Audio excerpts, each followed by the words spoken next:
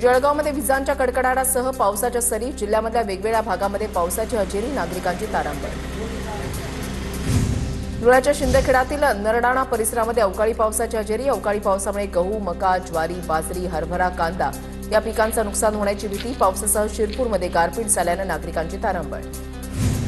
धुळे जिल्ह्यामधील भाटपुरा परिसरामध्ये गारपीट, नागरिकांची तारांबळ, तरी पिकांच्या नुकसानीची भीती। धुळ्याच्या शिरपूर तालुक्याला गारपिटीनं झोडपलं, अवकाळी पावसामुळे केळी, पपई त्याचबरोबर गहू पिकांचं अतोनात नुकसान। नाशिकच्या नांदगाव तालुक्यामध्ये अनेक गावात अचानक पावसाची हजेरी, अचानक आलेल्या पावसामुळे शेतकऱ्यांची तारांबळ उडाली। तालुक्यामध्ये कांदा लागवड मोठ्या प्रमाणात सुरू असून यावर पावसाचा परिणाम होण्याची शक्यता। येवला तालुक्यामध्ये अवकाळी पावसाची हजेरी, आठवडे बाजारासाठी आलेल्या नागरिकांची तारांबळ। अवकाळी पावसामुळे नंदुरबारमधील रब्बीच्या पिकांचं नुकसान, सातपुडा पट्ट्यातील आंबा पिकांचं नुकसान झाल्यानं शेतकरी संकटात। पावसामुळे आंब्याचे मोहर गळून पडल्यानं उत्पादनामध्ये घट होण्याची भीती। जळगावमध्ये वादळी वाऱ्यासह झालेल्या अवकाळीमुळे बहिणाबाई महोत्सवातील बचत गटांच्या स्टॉल्सचं मोठं नुकसान।